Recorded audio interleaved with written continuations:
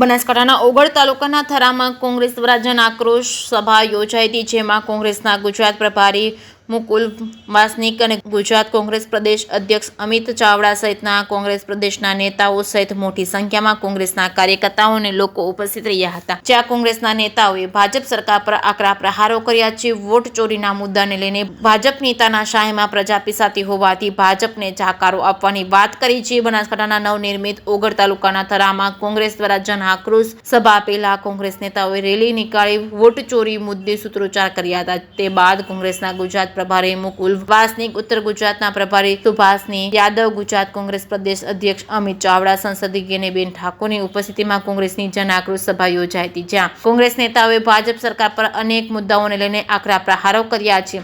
બનાસકાંઠાના સાંસદ ગેનીબેન ઠાકોરે ભાજપને આડે હાથે લેતા કહ્યું હતું કે અંગ્રેજોએ પણ જમીનની માપણી કરી હતી, તો પણ જમીન એક ઇંચ આગા પાછી થઈ ન હતી, પણ ભાજપની સરકારમાં એમના અધિકારીઓએ કરેલી જમીનની માપણીમાં તમામ જમીનો આગા પાછી કરી નાખી છે। ભાઈઓએ પોતાની જમીન પાછી લેવી હોય તો પણ અધિકારીઓએ પૈસા આપવા મજબૂર બનવું પડી રહ્યું છે। આ વિસ્તારમાંથી વૃષ્ટિ થઈ તો ખેડૂતોને મોટું નુકસાન થયું, છતાં પણ હજુ વળતર નથી અપાયું। તો જો સરકાર વળતર નહીં આપે તો અમે ખેડૂતો સાથે હાઈકોર્ટમાં જઈશું। ભાજપ ભ્રષ્ટાચારની પાર્ટી છે, રાજ્યમાં ભ્રષ્ટાચાર સિવાય કશું જ નથી। લોકો પીસાઈ રહ્યા છે ત્યારે જન આક્રોશ સભા કોંગ્રેસને કરવી પડે છે। થરામાં કોંગ્રેસની જન આક્રોશ સભામાં ગુજરાત કોંગ્રેસના પ્રદેશ અધ્યક્ષ કહ્યું હતું કે દાદાનું બુલડોઝર કોઈ પૈસાવાળા કે ઉદ્યોગપતિઓના દબાણો ઉપર નથી ચાલતું, દાદાનું બુલડોઝર ગરીબના ઘરો ઉપર ચાલે છે। દાદાનું બુલડોઝર અમદાવાદમાં મુસ્લિમ અને ઠાકોરોના ઘરો ઉપર ચાલે છે। દાદાનું બુલડોઝર અંબાજીના ગરીબ પરિવારોના ઘરો ઉપર ચાલે છે। જો કે ભાજપ દ્વારા ગરીબોનું શોષણ કરાઈ રહ્યું છે, બેકારી અને મોંઘવારી માંજા મૂકી છે, લોકો પીસાઈ રહ્યા છે। બનાસકાંઠામાં પૂર આવ્યું, સીએમ આવ્યા, છતાં પણ વળતર મળ્યું નથી, લોકો ભગવાન ભરોસે છે। તો મુકુલ વાસનિકે કહ્યું કે ભાજપના વોટ ચોરીના કારખાનામાં અમે બહાર પાડ્યું છે। તો મુકુલ વાસનિકે કહ્યું કે ભાજપના વોટ ચોરીના કારનામાને અમે બહાર પાડ્યું છે અને એક બૂથ ઉપર જઈશું અને વોટ ચોરી મુદ્દે 100 લોકોના હસ્તાક્ષર કરાવશું અને ભારતભરમાંથી 5 કરોડ હસ્તાક્ષર કરાવી રાષ્ટ્રપતિ જોડે જઈને વોટ ચોરીને ગાદી છોડવાનું કહીશું। જગેશસિંહ ગુજરાતી સાથે જહેરસિંહ વાઘેલા, કાંકરેજ। સભાનું આયોજન કરાયું છે, શું કહેશો? देखिए, पिछले 30 सालों से यहाँ भारतीय जनता पार्टी की हुकूमत है और 11 साल हो गए केंद्र सरकार में भी भारतीय जनता पार्टी की हुकूमत है। कई सारे वादे इन्होंने किए, ज़मीन आसमान एक कर देंगे लेकिन लोगों को मुसीबतों से बाहर निकालेंगे। ये तमाम चीज़ें कहने के बाद भी आज एक तरह से हाहाकार मचा हुआ है गुजरात में। सड़कों के बारे में हमें बताने की ज़रूरत है, आप खुद ही देख सकते हैं। बाढ़ से प्रभावित इलाकों में खेती की ज़मीन बह गई, फसल का नुकसान हुआ, घर टूट गए,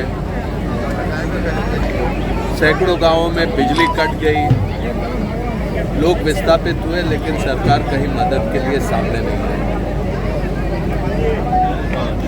बारिश का पानी कई इलाकों में जमा रहने की वजह से बीमारियां फैली, लेकिन सरकार वहां पर मदद करने में कहाँ पर भी नज़र नहीं आती। शिक्षा के क्षेत्र में शिक्षित बेरोजगारी को लेकर भी गुजरात में बहुत भारी समस्या है।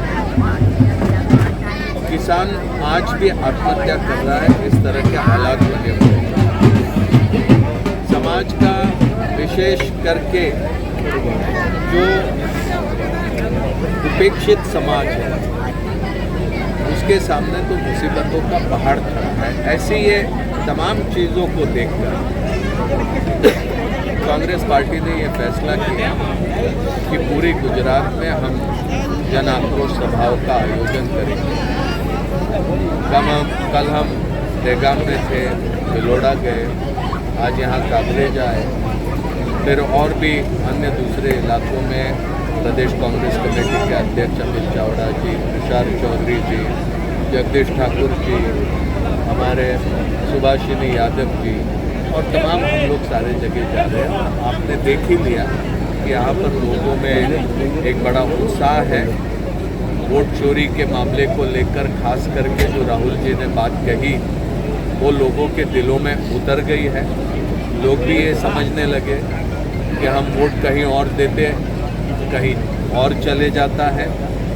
ये लोकतंत्र के लिए बहुत खतरनाक है और लोग अब इसके पीछे जुड़ने लग गए हैं।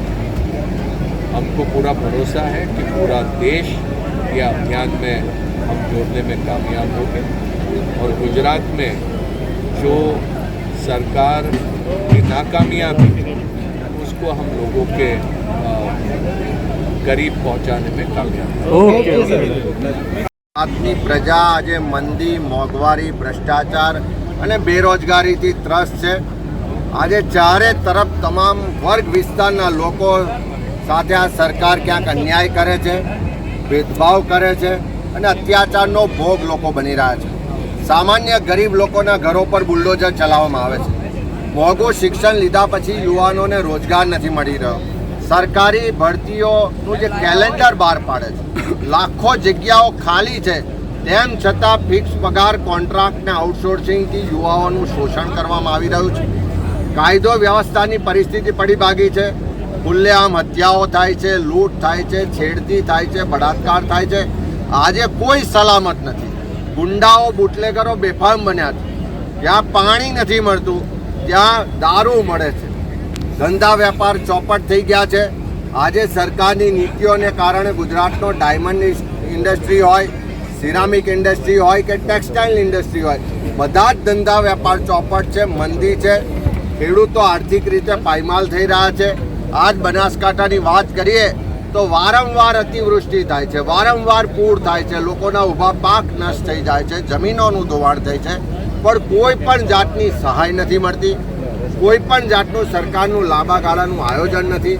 ત્યારે તમામ વર્ગ વિસ્તારના લોકો આજે મંદીથી પરેશાન છે, મોંઘવારીથી પરેશાન છે, ભ્રષ્ટાચારથી પરેશાન છે. આખા ગુજરાતમાં રસ્તાઓ પર જે ખાડા છે એ જોઈને એટલું ચોક્કસ કહી શકાય કે આખી સરકાર ખાડે ગઈ છે. અને જ્યારે આખી સરકાર ખાડે ગઈ હોય, તમામ વર્ગ વિસ્તારના લોકો અન્યાય અને ભેદભાવનો ભોગ બન્યા હોય, હેરાન પરેશાન હોય, ત્યારે આખા ગુજરાતના લોકોના મનમાં જે તકલીફ છે, જે પીડા છે, જે આક્રોશ છે, એને વાચા આપવા માટે કોંગ્રેસ સમિતિ દ્વારા આ જન આક્રોશ સભાઓનું આયોજન થઈ રહ્યું છે. આ સરકારમાં બેઠેલા લોકો કોઈની વાત સાંભળતા નથી, કોઈની ફરિયાદ સાંભળતા નથી, કોઈ પણ આંદોલન કે વિરોધ કરે તો એને ગણકારતા નથી. કારણ કે એમને અભિમાન છે કે જ્યારે ચૂંટણી આવશે ત્યારે અમે વોટોની ચોરી કરીશું, મતદાર યાદીઓમાં ગોટાળા કરીશું અને ફરી સરકાર બનાવી દઈશું, ફરી જીતી જઈશું. પણ જે રીતે રાહુલ ગાંધીજી આખા દેશમાં વોટ ચોરીના કૌભાંડને ખુલ્લું પાડ્યું છે, જે રીતે ગુજરાતમાં પણ નવસારી લોકસભામાં વોટ ચોરી પકડાઈ છે, આવનારા દિવસોમાં કોંગ્રેસનો કાર્યકર ઘેર ઘેર જઈને મતદાર યાદી ચકાસવાનો છે. ઘેર ઘેર જઈને આ મતદાર યાદીની ચકાસણીની સાથે સાથે વોટ ચોરોને ખુલ્લા પાડવાની ઝુંબેશમાં સહી ઝુંબેશ લઈ રહ્યો છે. લોકો મિસ કોલ કરીને આ ઝુંબેશને સમર્થન આપી રહ્યા છે.